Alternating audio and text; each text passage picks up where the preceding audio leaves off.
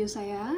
Pada kesempatan kali ini saya akan menyampaikan semua pembahasan dan kesimpulan umum dari praktikum yang sudah saya lakukan pada mata kuliah praktikum IPA di SD. Yang pertama yaitu modul 1 tentang makhluk hidup. Modul ini membahas ciri-ciri makhluk hidup, simbiosis dan reproduksi makhluk hidup melalui beberapa percobaan.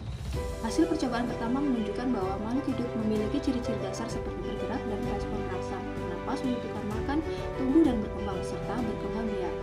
Tumbuhan dan hewan sama-sama menunjukkan ciri-ciri ini, meskipun mekanismenya berbeda.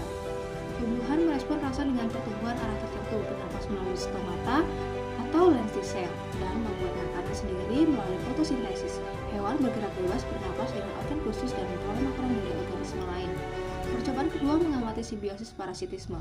Beberapa contoh ditemukan seperti kutu pada kucing, ulat pada goyang, kutu pada daun, terong, benalu pada pohon jengkol, dan ulat pada pohon pisang. Semua contoh menunjukkan bahwa parasitisme menguntungkan parasit tetapi memberhentikan inangnya, yang dapat membantu pertumbuhan, kesehatan, dan produktivitas inang. Selanjutnya yaitu percobaan ketiga yang menyoroti reproduksi dari tumbuhan, dengan fokus pada benang kembang sepatu. Suku bunga terdiri dari mahkota dan berwujud menarik serangga bentuk kelapa yang memiliki bentuk, benang sari sebagai alat kelamin jantan, dan kutuk sebagai alat kelamin betina atau tempat pembuahan.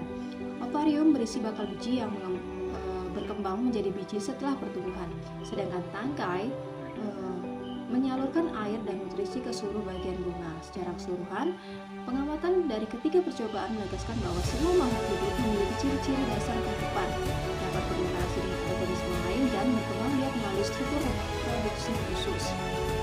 Selanjutnya yaitu modul 2 makhluk hidup dengan lingkungannya, terdiri dari 2 KP. Modul ini membahas hubungan makhluk hidup dengan lingkungannya melalui ekosistem dan dampak pencemaran. Percobaan pertama menunjukkan bahwa ekosistem darat alami memiliki keanekaragaman hayati yang tinggi dan berinteraksi kompleks antar organisme. Sedangkan ekosistem buatan lebih sederhana dengan jenis organisme terbatas. Kedua ekosistem tetap memiliki komponen abiotik seperti cahaya, tanah, suhu, air, dan angin. Percobaan kedua yaitu menyoroti pengaruh pencemaran berupa deterjen terhadap perkecambahan biji. Hasil pengamatan menunjukkan bahwa semakin tinggi konsentrasi deterjen, pertumbuhan kecambah semakin terhambat. Kelompok kontrol tumbuh paling baik, sedangkan perlakuan dengan deterjen konsentrasi tinggi hampir tidak mengalami pertumbuhan karena zat kimia mengandung penyerapan air dan merusak jaringan biji. Secara keseluruhan, modul ini menekankan bahwa lingkungan yang alami mendukung keanekaragaman dan kestabilan ekosistem, sementara pencemaran dapat mengganggu proses kehidupan dasar seperti pertumbuhan dan perkecambahan. Modul 3 makanan terdiri dari 3 KP, di mana modul ini membahas jenis zat makanan, uji kandungan gizi, dan sistem pencernaan manusia. Percobaan ini pengelompokan bahan makanan menunjukkan bahwa makanan mengandung karbohidrat, yaitu beras, kentang, singkong, protein, tempe, tahu, telur, kacang-kacangan, dan lemak, ada minyak, margarin, dan santan, sedangkan vitamin ada buah dan sayuran.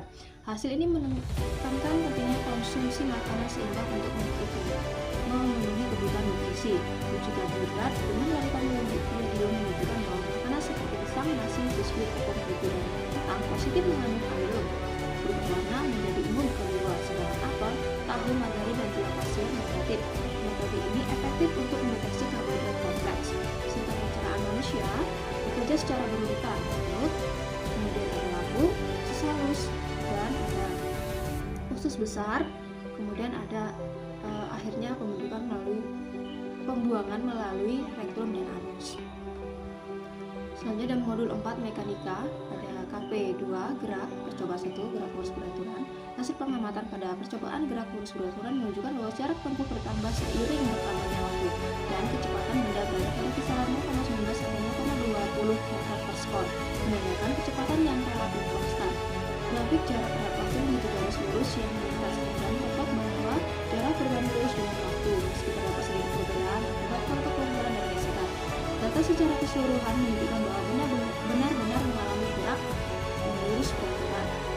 Modul 5 yaitu kalor, perubahan wujud zat, dan perpindahannya pada suatu zat, terdiri dari KP2 perpindahan dan pertukaran panas pada suhu zat, yaitu percobaan 1 konduksi. Percobaan ini menunjukkan bahwa panas dapat berpindah melalui logam dan setiap logam memiliki kemampuan penghantaran panas yang berbeda. Lilin pada ujung tembaga mencair paling cepat, diikuti aluminium, kuningan, dan besi sesuai dengan urutan konduktivitas termalnya. Semakin tinggi konduktivitas logam, semakin cepat panas merambat. Hasil pengamatan ini membuktikan bahwa logam dengan konduktivitas termal tinggi memutarkan panas lebih cepat dibandingkan logam dengan konduktivitas termal rendah. Misalnya gelombang atau modul 6 gelombang. Pada praktikum ini menggunakan selinggi menunjukkan perbedaan gelombang transversal dan longitudinal serta cara energi merambat melalui medium. Gerakan selinggi ke kanan dan kiri membentuk gelombang transversal dengan arah putar lurus terhadap arah rambat, sedangkan gerakan di ke depan belakang menghasilkan gelombang longitudinal berupa rapatan dan ringanan. Gelang di tengah selinggi yang berputar tanpa berpindah membuktikan bahwa gelombang hanya membawa energi bukan memindahkan medium.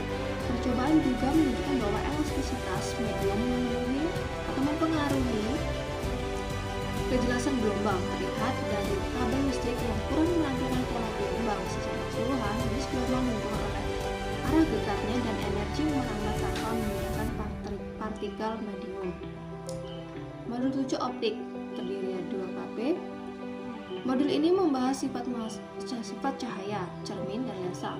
Percobaan menunjukkan bahwa pada cermin datar sudut datang sama dengan sudut pantul, dan bayangan selalu tegak, maya, dan sama besar. Cermin cembung menghasilkan bayangan maya dan tegak dengan ukuran tergantung jarak benda, sedangkan cermin cekung dapat menghasilkan bayangan nyata dan terbalik jika benda di fokus atau bayangan maya dan diperbesar jika benda di dalam fokus. Percobaan lensa cembung dan cekung, bayangan pada lensa cembung bersifat maya dan tegak semakin besar jika benda mendekat dengan rata-rata fokus kurang lebih 4,53 cm dan kekuatan lensa kurang lebih 22,08 dioptri. Cermin cekung bersifat konvergen dengan fokus rata-rata sekitar 2,75 cm, menghasilkan bayangan nyata dan terbalik atau maya yang diperbesar tergantung posisi benda. Percobaan ini menegaskan prinsip dasar pemantulan pembiasan cahaya serta sifat konvergen pada lensa dan cermin. Itu modul 8, listrik dan magnet terdiri dari 2 KP. Modul ini membahas kelistrikan dan kemagnetan. Percobaan kelistrikan menunjukkan bahwa benda netral dapat memperoleh muatan melalui penggosok, hubungan gaya tarik dan tolak antar benda sesuai jenis muatannya. Muatan sejenis saling tolak, sedangkan muatan berbeda saling tarik. Contoh praktis terlihat pada bola pingpong, penggaris plastik, dan rambut sesuai hukum Coulomb dan elektrik. Percobaan kemagnetan memperlihatkan pola medan magnet menggunakan serbuk besi. Pada magnet tunggal, garis medan melengkung dari kutub utara ke kutub selatan dan kerapatan terbesar di kutub. Kedua magnet menunjukkan interaksi kutub berlawanan saling tarik dengan garis medan lepas, sedangkan kutub sejenis saling tolak. Serbuk besi menegaskan arah dan serbuk medan magnet serta menggambarkan kekuatan melalui kerapatan garis medan. Lalu kesimpulan umum dari semua modul pada mata kuliah praktikum IPA ini yaitu secara keseluruhan rangkaian praktikum IPA dari modul 1 hingga modul 8 karena saya tidak melakukan modul 9.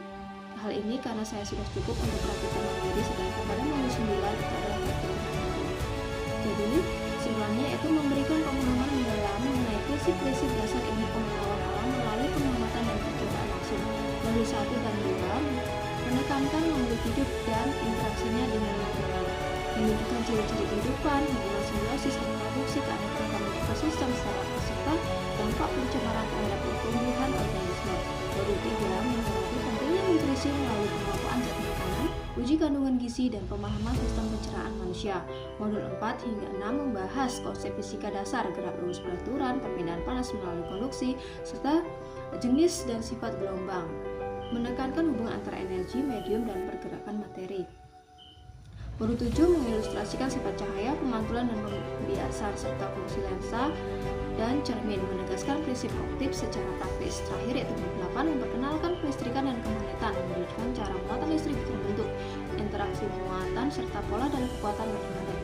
Keseluruhan modul menekankan pendekatan eksperimen sebagai sarana pemahaman konsep IPA secara konkret, menghubungkan teori dengan fenomena nyata di sekitar, serta menumbuhkan keterampilan observasi, analisis, dan berpikir ilmiah pada peserta didik. Baik, itulah tadi yang bisa saya sampaikan.